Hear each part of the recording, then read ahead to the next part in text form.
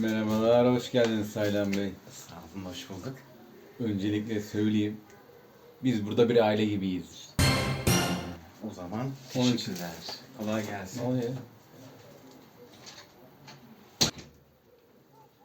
Merhabalar. Merhabalar Taylan Bey. Merhaba. Öncelikle söyleyeyim, dürüstlük bizim için her şeydir Taylan Bey. Peki oldu o zaman. Ne oldu ya?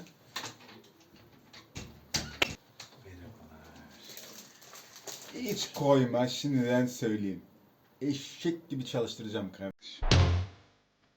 7/24 seni ararım. 7/24 senden iş beklerim. Aradığım zaman açacaksın.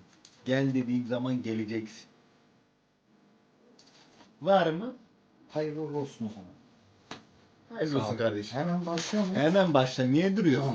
Tamam.